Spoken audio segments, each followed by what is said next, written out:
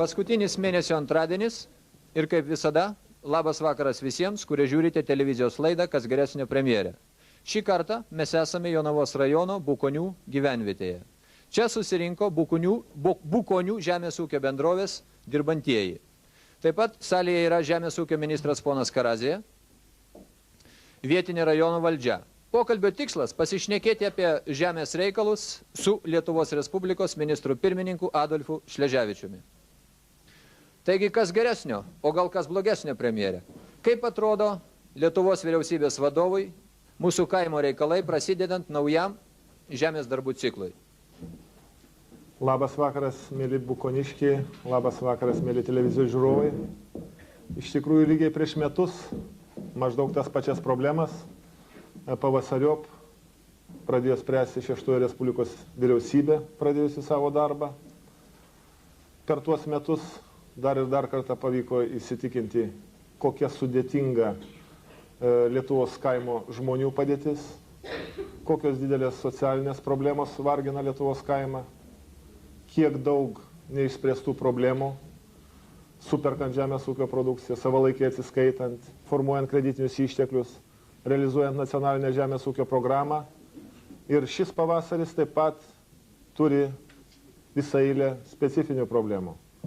Šiais metais, kaip žinote, mes siūlėme Lietuvos Seimui ir Seimas pritarė nacionalinės žemės ūkio programos finansavimui, lėšos gana ženkliai padidintos, bet tai metų bėgyje.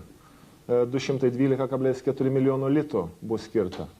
100 milijonų litų arba 2,5 karto daugiau negu praėjusiais metais žemės ūkio melioracijos darbams.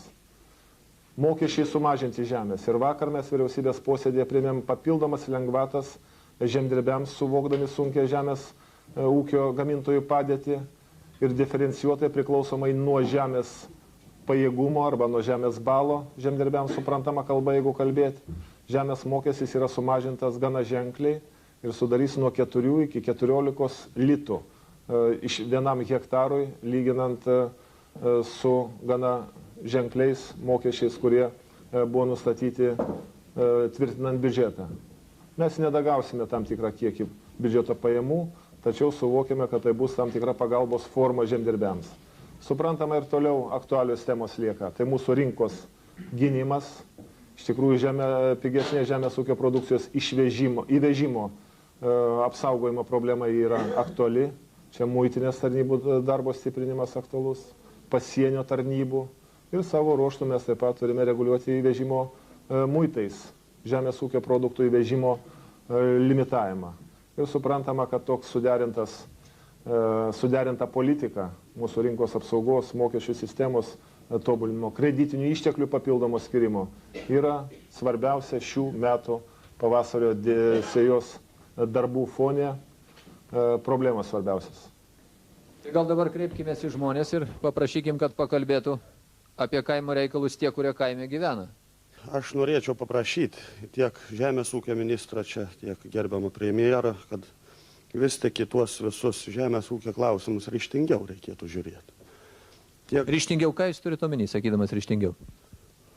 Turiu omeny tai, kad pavyzdžiui, kai kurie ministrai toks Veselkava atsistatydina, nieko gero čia nepadaręs. O ką reikėtų su juo dabar daryti, jūsų manymu?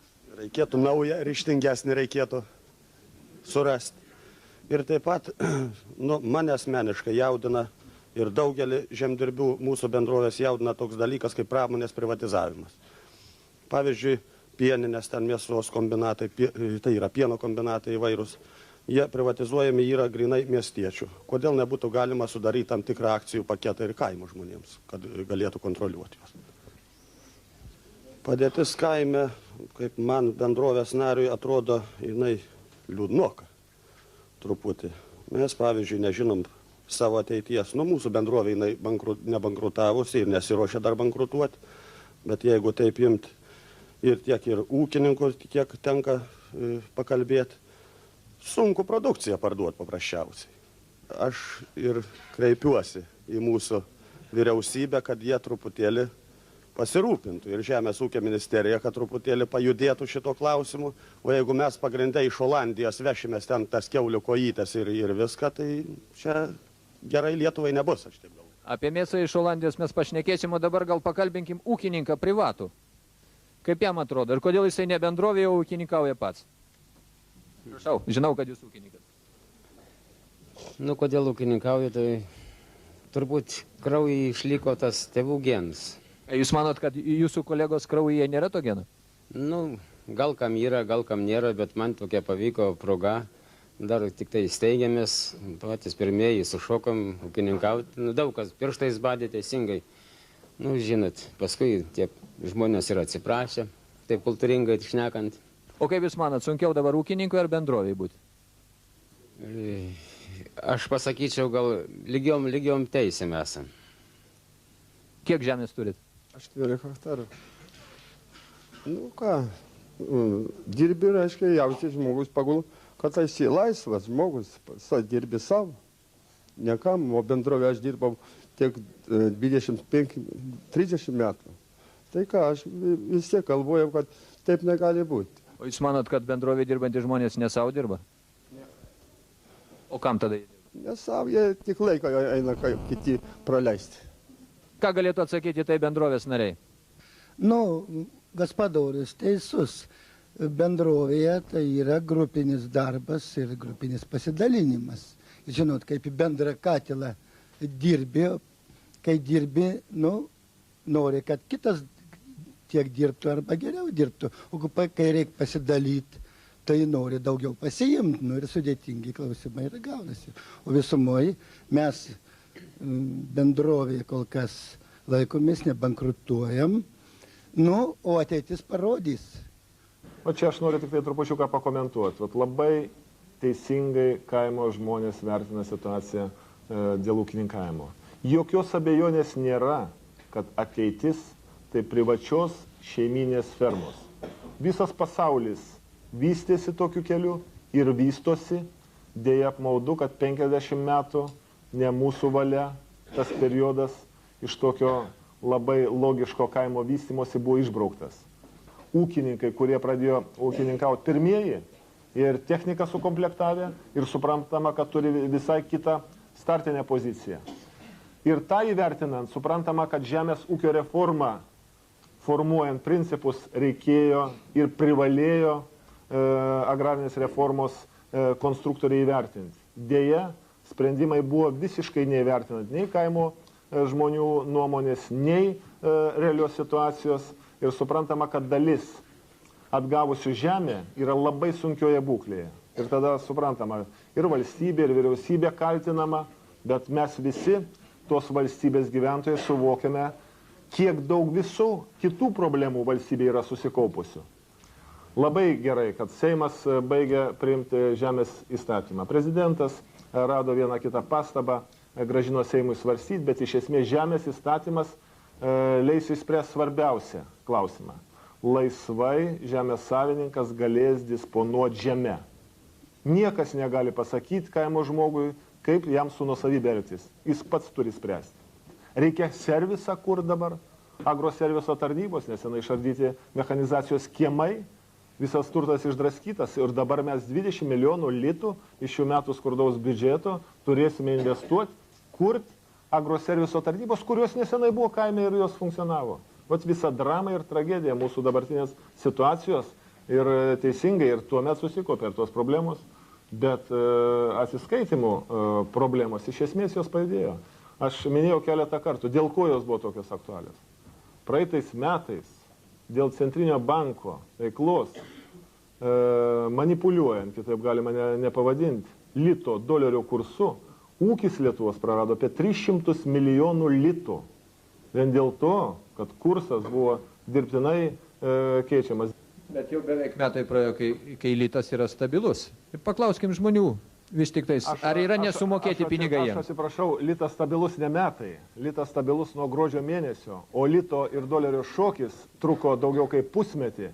Ir per tą pusmetį mes įkritom į visą atsiskaitimų duobę. Na vis tiek paklauskim, ar yra skolingi jums produkcijos supirkėjai?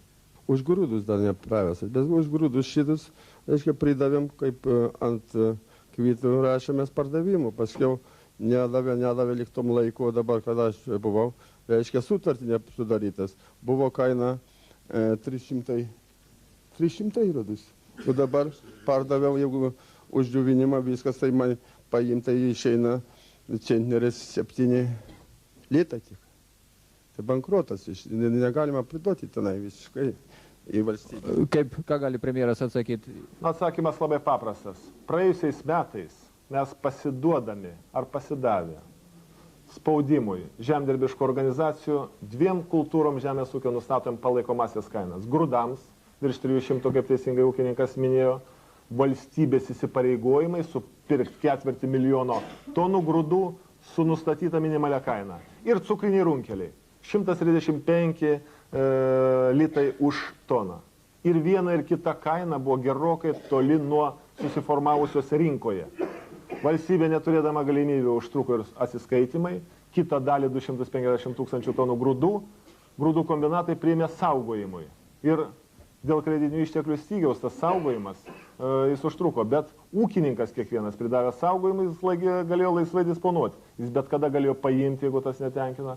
O saugant, suprantama, kad kaštai saugojimo yra. Koks ydingas yra valstybės kišimasis į procesus, kurie turi formuotis rinkoje. Bet valstybė kišasi dabar. Valstybė nesikiša dabar ir nesikiš. Aš minėjau, kad mes pasidavėme praeitais metais tam tikram spaudimui, nustatant kainas. Bet 70% muito mokestis cukrų liks. Muito mokestis liks ir jūsų klausimas labai teisingai formuluojamas. Ir tas muito mokestis tiek cukrui, tiek kitiems žemės ūkio produktams, jis aukština produktų kainą viduje rinkoje. Bet mes suvokėme, kad Lietuvoje 350 tūkstančių yra žemės ūkio produkcijos gamintojų. Su šeimos nariais apie 1 milijonas kaime gyvenančių. Ir juos neapginti mes negalime. Todėl rinkos gynimas yra visų šalių civilizuoto poveikio ir rinkos apsauga būdas. Pereikim prie klausimų. Čia yra daug ir matyt, tai yra tie klausimai, kuriuos negali žmonės patys savo atsakyti. Kokiu principu skirstoma rajonams lengvatiniai kreditai ir kvotos cukriniams runkeliams ir grūdams? Principas vienas. Lengvatiniai kreditai tai yra žemės naudmenų plotas. Kito kriterijaus ir negali būti. O rajone valdyboma geriau spręs, kur, koks padalinys ar struktūra, koks poreikis yra kreditiniam ištekliams. Ar jūs patenkina kreditų skirstimo sistema? Mes kada skirsim analizavom, tai pagal žemės plotą, kaip čia buvo pasakyta, ir lyginant kitus rajonus mums netitinka. Labai dideli skirtumai. Jeigu tai būtų pagal žemės plotą, mes pretenzijų nekeltumėm. Tai kad matomai, kad čia yra kažkur tai dar Vilniuje kai kurios netiderintos tos klaidos ir reiktų ateityje ištaisyti. Ar galėtų ponas Karazė ką nors atsakyti šitą priekaištą? Pagal naudmeną skirstom ir kreditų. Kad sakė ne pagal naudmenas, pagal naudmenas jiems daugiau išeina. Tai rajone gal išeina truputėlį ir daugiau. Komisija vietoj gali nuspręsti nebūtinai tam hektarui atiduoti, kuris gal yra ir nenorinčių imti kreditus. Ne kiekvienas su bankaisgi žmonės visi žino, kad labai pavojinga. Paimsi, o po to gali ir išvaržyti. Taigi ne kiekvienas ima, tai gal daugiau truputėlį. Ir žinoma, kai kuriem rajonam... Palaukit, vyrai purto galvą, matau, nesutinka su jumis. Buvo analizė daryta, kiek naudmenų vienam rajone, naudmenų kitam rajone, kiek sumoje skirta kreditų ir kiek išeina vienam hektarą naudmenų. O iš to paskaičiuoti ir gaunasi skirtumai tarp rajonų. Tarp rajonų yra skirtumai ir nepabaigiau sakyti ir jūs jau žinoma sekat, kaimyną sekti svarbiausia. Tai štai ką pasakysiu. Tie, kurie žemesnės balus turi kaip 32, tiem yra pridėta truputėlį. Gal čia ne visai ekonomiškai pagrįsta, tačiau tiem yra pridedama. Ar įtikino jūs? Ekonomiškai labai pagrįsta. Blogesnėse sąlygose ūkininkaujantis. Jis daugiau kaštų įdeda, kad gautų tą patį produkcijos vienetą. Ir todėl tos metodikos tikslumų galima gal kiek tai abejoti. Bet pagrindinis klausimas, svarbiausias klausimas, kad bendras kreditinių išteklių kiekis kol kas yra nepakankamas. Turbūt visi skaitėt Laveros istoriją, kur buvo skirtas milžiniškas kreditas ir dabar labai neaiškus dalykai prasidėjo. Tai gal iš karto ir pakomentuokit ir šitą istoriją. Klausimą jau šiandien šitą man užduoda dėl Laveros reikalų ir dargi aš čia ir raštiškai gavau ir perskaitysiu šitą klausimą. Ar Žemės ūkio ministerija ir asmeniškai jūs nesijaučiate kalti dėl grūdų pirkimo iš užsienio ir mėsos įvežimo be muito? Nes mėsos kombinatai nesuperka kiaulių nors ir mažiausiomis kainomis. Nors buvo žadėta, kad bus kvotos. Nebuvo žadėta mėsai kvotų. Dabar čia du klausimai. Dėl mėsos įvežimo įvežta truputį daugiau kaip 7000 tonų gruodžio, sausio, vasario, kovo ir balandžio iki šios dienos. Toliau įvežimas mėsos nutrauktas. Dabar kiaulių jau atsirado. Bet gruodžio mėnesį vien tik tai technologiniam reikalam dešrų gamybai kiaulienos mėsos kombinatuose trūko. Matau, vyrai purto galvas. Tuoj paklauskim, kodėl jie purto galvas. Aš noriu paklausti, kas ieškojo tos kiaulienos? Kiaulienos turgų ir bet kur bendrovėse ir pagal mane žmonės tikrai turėjo. Nebuvo paprasčiausiai, kas susirūpinto ją. Geriausiai atvežti iš užsienio ir paleisti kainas ir taip toliau. Buvo kalba, kad ta kaina, dešros sumažės kainos ir taip toliau. Ar jos sumažėjo? Jos nesumažėjo, jos tos pačios yra. Atsakymas labai paprastas, jeigu galima. Mes turime atsiminti tą laikotarpį, kuomet buvo tie sprendimai priimti. Dėl kvotų pagrindų leidimo mėsos kombinatams įvežti ribotą kiekį kiaulienos. Kiaulienos gyvo svorio kaina pas mus siekia jau iki 5,5 lito. Tai yra gyvo svorio kiaulienos kilogramas sveria daugiau negu 1,5, beveik 2 kartus daugiau negu Europoje kainuoja kiauliena mėsa. Mes privalome ieškoti priešnuodžių kainos lygio mažinimui. Tai kodėl tokia brangia kiaulieną gamina, gal paklauskim? Tai gerbiamas premjeras ir gerbiamas ministras, man atrodo, kad neteisingai supranta šitos klausimus. Nes, reiškia, dabar šito metu mes parduodam mėsos kombinatui po 4,5. Ir skerdiena kainuoja 6 litai, reiškia, skerdienos. Tai užsideda mėsos kombinatas ir parduotuvė 7,40 išeitų, pirkėjas turėtų pirkti. Tai ar yra labai brangi, bet mes tokios mėsos nematom. Ir dabar mėsos kombinatai nuo šiandien moka tik po 4 litus už gyvą svorį. Tai paskaičiuokim, kiek kainuoja. Ir dabar mūsų, reiškia, kompleksas turi šiandien 1000 kiaulių realizuoti. Šnekėjom šiandien su mėsos kombinatu. Kombinatas atsakė, paimsim į savaitę po 100 kiaulių. Reiškia 1000 kiaulių, 10 savaičių realizuosim. Kur jas dabar padėti? Nors mes jau ir šnekam, kad ir po 4 priduosim, ir gal mažiau net, bet tai jau jų nėra kur padėti. Tai man atrodo, čia mėsos įvežimas ir sudarė problemą. O dabar, kada mes šiandien jau sustabdėm įvežimą, jis sako, vyriausybės posėdį ir ministras, man atrodo, kad visgi yra ministerija žemės ūkių, turėjo ir pasiskaičiuoti. Dar vienas klausimas, kiek jums kainuoja kilogramą kiaulienos išauginti? Savikaina. Išauginti savikaina yra 3,8 lito. Dabar mes pažiūrėkim. Reiškia, šnekėjom apie grūdus. Bet nei premjeras, nei ministras nepasakė, kiek grūdų pereitais metais įvežim iš užsienio. Tai gal pasakys, paklauskim. Ir dabar koncentruotų pašarų kaina, galbūt nežino, kai kurie, šiandien atleidžiama yra 450 litų, tai yra mažiausia, o didžiausia 590 litų. Paskaičiuokim tada savikainą. Dėl ko tokie? Matyt, grūdų kombinatai prisivežia importinių grūdų labai brangiai, nes ir tada kombikormo kaina iškyla. O mes... Tada kyla kiaulienos kilogramo kaina, tai? Tai viskas aišku, nes pašarai sudaro pagrindinį savikainų struktūrą. Klausom, ką atsakys Žemės ūkio ministras. Tai aš labai norėčiau, nelabai supratau, kurioje vietoje mes nesusikalbam. Aš minėjau, kad gruodžio mėnesį buvo 5,5 litų ir tai buvo priešnuodis, kad tolesnis kainos augimas jis būtų sustabdytas. Dabar apie kiaulienos augimą. Vieną minutę. Po 5,5 mes ne vienos kiaulės niekam nepardavė. Tai jeigu jūs nepardavė, tai nereiškia, kad Lietuvoje nebuvo pardavinėjama. Tai čia skirtingos sąvokos. Mėsos kombinatai nei vienas, kuris mėsos kombinatas supirko po 5,5. Tiksliai atsakyti. Kuris mėsos kombinatas supirko kiaulės po 5 litus 20 centrų? Ar gali atsakyti kas nors iš vyriausybės? Kuris konkrečiai mėsos kombinatas? Aš dabar negaliu pasakyti.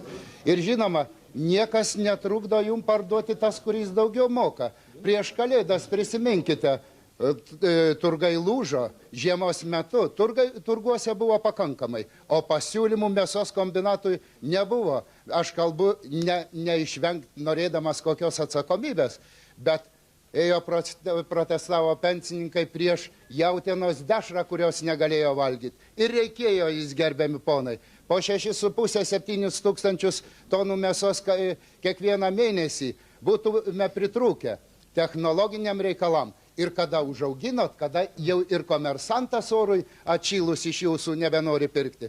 Dabar jau žinoma tada mėsos kombinatai. Vieną labai svarbę klausimą uždavėt, nebuvo atsakytas.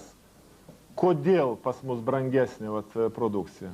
Esminis klausimas. Ir visa mūsų žemės ūkio drama ir ateities problema, kad mes produkcijos vienetui sąnaudas turim žymiai didesnės. Ne tik dėl žemdirbių kalties. Selekcinis darbas, kombinuotų pašarų kokybė, subalansavimas baltymais, mikroelementais, vitaminais ir daug kitų faktorių. Ir kiaulienos gamybai geruose kompleksuose, aš matau, čia atstovas Beržų komplekso, sąnaudos yra 1,5 karto didesnės negu Europoje, kaip minimum, o vidutiniškai Respublikoje pašarų sąnaudos, kurios lemia visą savikainą, yra 2,5–3 kartus aukštesnės. Nėra pasaulyje šalies eksportuojančios didesnės kiekiais kiaulieną, kur pašarų sąnaudos viršytų 3 pašarinius vienetus vienam gyvo svorio kilogramui. Jeigu aš teisingai supratau, jūs įvežėt kiaulieną užsienietiškai Lietuvą todėl, kad padėtumėt miestiečiams, kad sustabdyt kainų augimą rinkoje. Ir kad miestietis galėtų nusipirkti pigesnę kiaulieną. Visiškai teisingai. Bet tai buvo jau praeityje. Dabar jau balansas rastas ar ne? Dabar balansas rastas, kadangi pasiūla rinkoje kiaulienos yra žymiai didesnė, formuojasi normaliai adekvati kainos struktūra ir kainos lygis, suprantama, kad apie jokį įvežimą negali būti kalbos. Tai kiauliena daugiau nebus įvežama artimiausių metų iš užsienio. Viskas? Kas buvo, tas buvo. Kiek laiko klausė? Tiek, kiek Lietuvos kiaulienos gamintojai pilnai tenkins Lietuvos rinkos poreikius realia kaina, kuri dengia savikainą. Mielos moteris, ar jūs žinot, kas ketvirtadienį atvažiuoja pas jūs? Žinom. Taip, pasakykit ir mum. Brazauskas. Brazauskas atvažiuoja.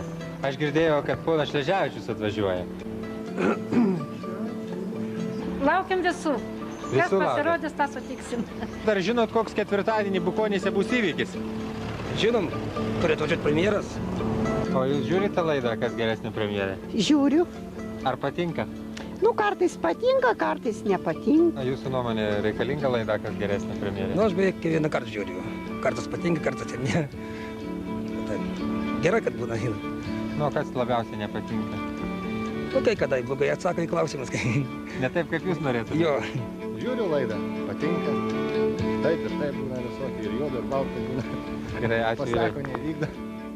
Vis tik grįžtam prie Laveros reikalų. Ir ne tik prie Laveros. Ne, tai prie Laveros konkrečiai. Pirmiausiai, apie pirkimą štai tų kukurūzų, čia istorija labai skamba. Šitas susitarimas tarp valstybinis buvo padarytas 92 metais, sausros metais, kai Lietuvoje buvo nederlius. Ir žinoma, buvo pasirašytas kontraktas už 20 milijonų nupirkta kukurūzų, bet ką, Paskola buvo naudinga Jungtiniam Amerikos valstijom, jų fermeriam. Ir vežti buvo ir Amerikos laivais. Tai kas pradėjo dėrybas dėl tos paskolos? Dėl tos aš negaliu pasakyti. Kuri vyriausybė? Pono Abišalos vyriausybė.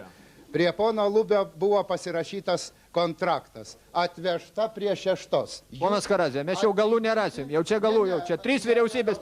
Šnekėkime apie Laveros, kur tikrai jūs pasirašėte. Labai svarbus dar momentas. 30 metų kreditas. Paulauskai, aš pasakysiu ir Laveros istoriją į 4. vyriausybę.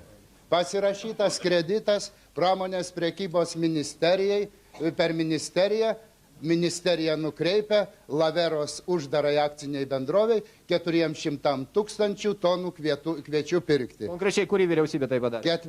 4. Tai čia bus Abišalos? Praėjusių. Taip. Po to susitarimas per Žemės ūkio banką.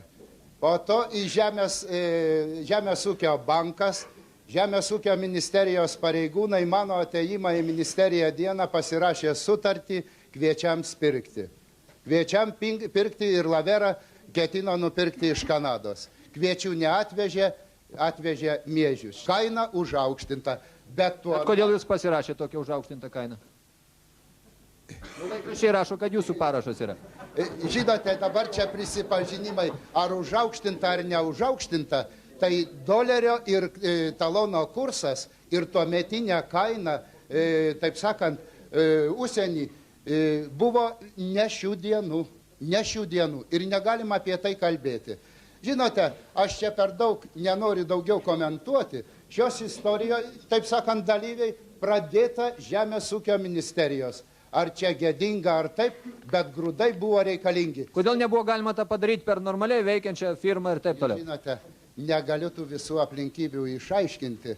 Aš dar Žemės ūkio ministerijoje nedirbau ir tame kredito paskirime nedalyvavau. Kai visada galai į vandenį. Ne, tai kodėl? Tai yra paėmusi uždarą akcinę bendrovę, taip sakant, išsiaiškins, kokiom sąlygom ir kaip jis buvo paimtas. Eikim pašnekinsim žmonės, kurie laikė šitos grūdų. Na, mes laikome beveik 10 000 tonų pašarinių miežių. Palaukit, tai atvežė tai, ką žadėjo ar ne? Nes žadėjo lyg ne pašarinius miežius. Mums nieko nežadėjo, tai yra ne mūsų reikalas, sakyčiau, mums patalpino, reiškia tuos paprastus pašarinius miežius po 650 litų už toną. Jūs mano, tai buvo brangu ar ne tuo metu? Taip, brangu. O kiek turėjo kainuoti jūsų manimu tokie miežiai? Tuo metu rinkos kaina buvo tikrai perpus mažesnė, net mažiau turbūt negu mažesnė. Turbūt apie 300 perpus mažesnė. Bet aš vis tik prie tos kainos dar norėčiau grįžti. Nu, jeigu sako, kad turėjo kainuoti 2 mažiau, ponas Karazė.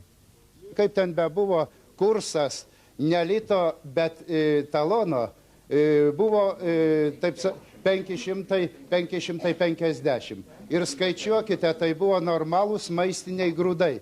Bet sako, atvežė tai ne maistinius. Ir štai ką, ne ministras priima tą siuntą. Priėmimas buvo. O kas priima? Ir štai. Kas turėjo priimti?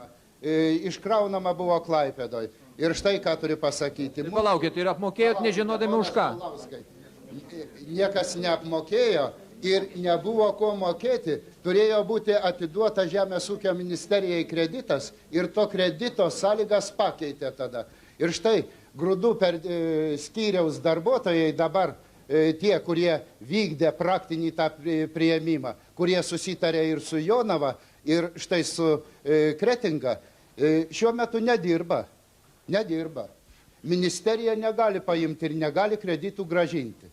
Aš ką, ponas Rolandai Paulauskai, va štai vakar pasirašyta sutartis dėl cukraus. Ne, tai aš tik vieną klausimą, dėl Laveros vis tik. Tai kaltas yra čia kas nors, ar iš viso kaltų čia nėra ir taip turėjo būti?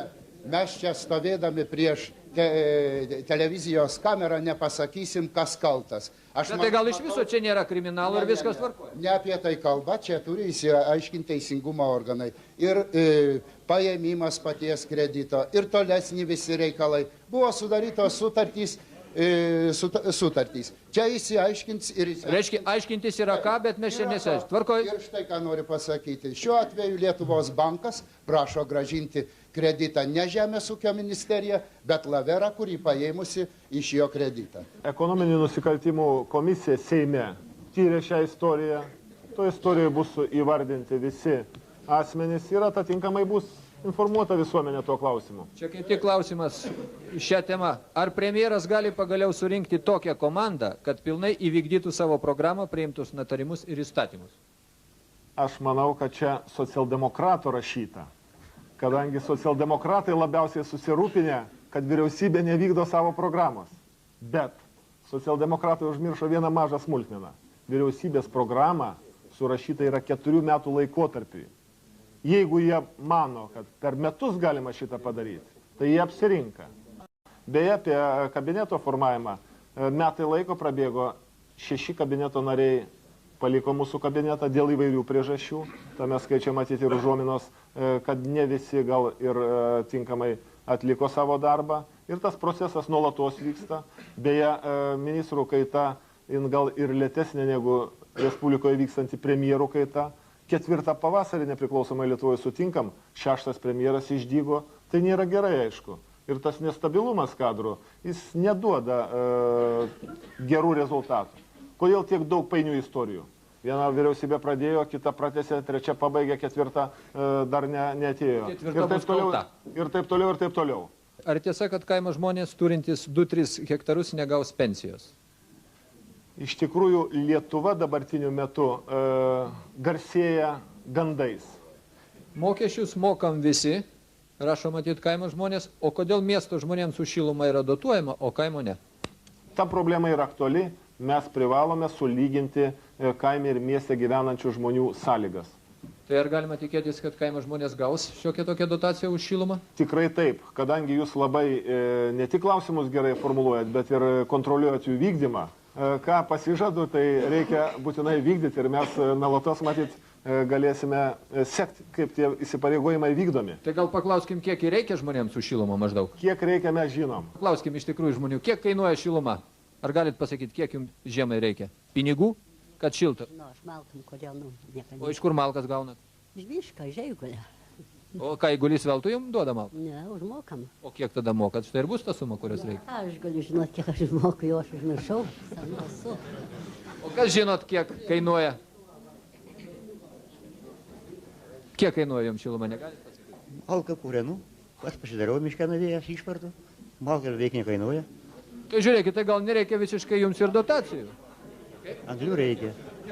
Jeigu visi nežino, kiek kainuoja, tai gal apseis ir be dotacijų tada tokiu atveju. Savo namą turi ir jį apkūreni su malkom, su anglis reikia 800 litų. Per sezoną, taip? Taip. Ir dar mažai, dar čia labai jau silpnai kūrensi. Norim paklausti, kokia bus nuoma 3 hektarų šitą nuoma 3 hektarų, kas turi pensininkam, ir bus kokia nuolaida ar nebus. Taip sakant, kiek kainuos 3 hektarų nuoma, taip?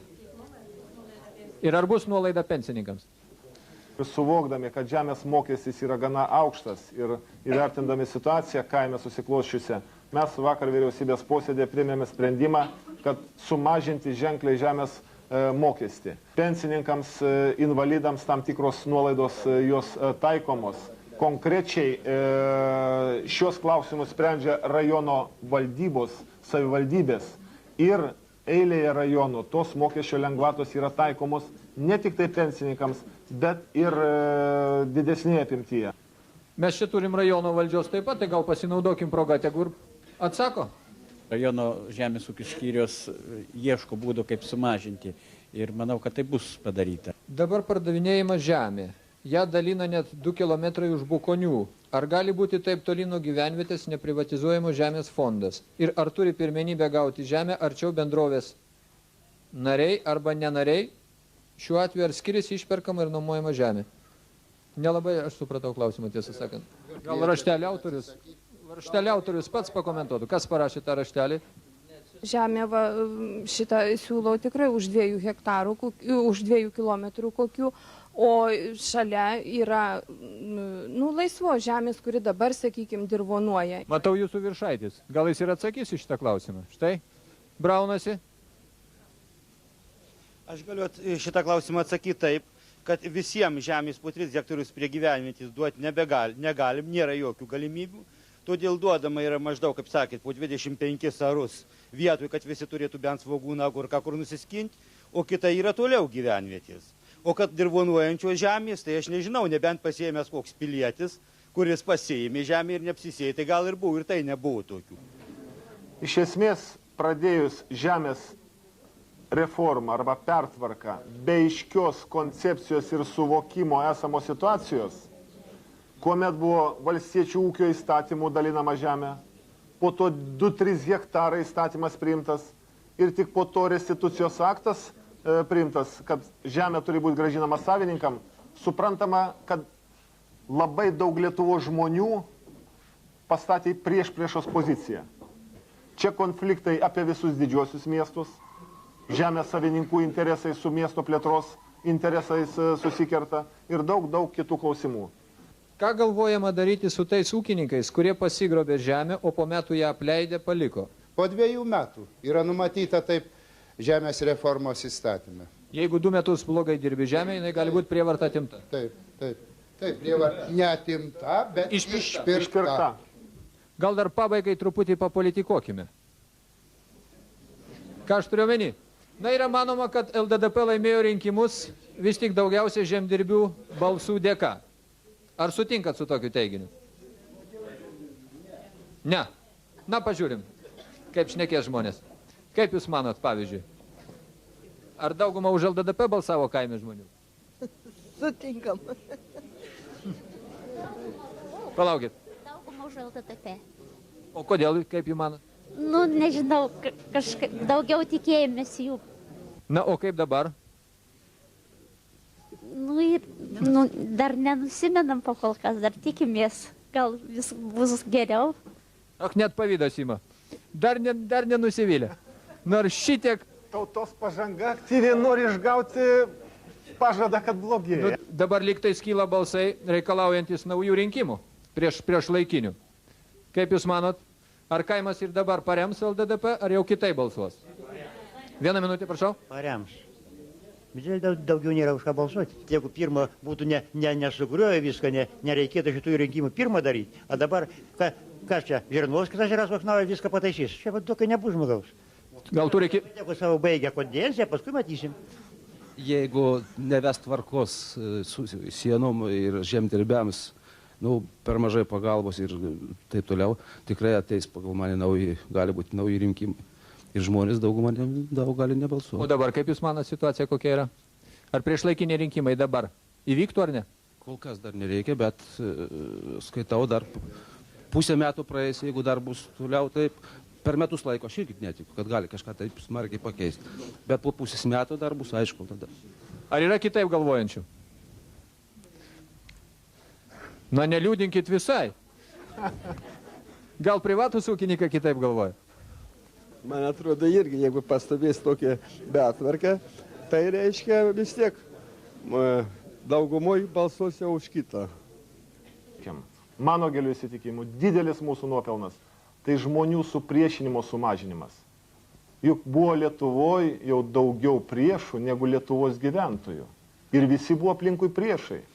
Ir tokia politika, suprantama, man kaip piliečiui nebuvo priimtina, pasirodo ir daug Lietuvos žmonių tokią politiką nepalaikė. Atsakymas, o kad valdžia ne viską padaro, absoliučiai sutinku ir su gerbiamu ūkininku, kad žemės ūkį nepakankamai remia. Teisingai, bet iš kitos pusės, tame skaičiai ir žemdirbėjai, aš noriu kviesti, kad suvoktų, o kokioje būklėje Lietuvos valstybė buvo mūsų vyriausybės perimta, mes toli nuo optimistinio vertinimo situacijos. Ir suprantama, kad diskusija prieš laikinių rinkimų į normalioje demokratinėje valstybėje visai normali procedūra. Surasti tam tikrą balansą žmonių nuotaikose nėra paprasta, bet bendrai įtampa socialinė šiek tiek nuslūgo ir aš manau, tai yra labai svarbu, kad nebūtų viena valdžia, persekė kitų įsitikinimų žmonės, ateina kita, o tą periodą dėja labai tragišką, aš pasakyčiau, nemalonų Lietuvos istoriją pergyvename. Kągi, turbūt dėkojame bukoniškiams, kad atėjote, dėkojame premjerui, tikimės, kad buvo įdomu jums, galbūt bus įdomu ir Lietuvos televizijos žiūrovams. Dėkui už susitikimą.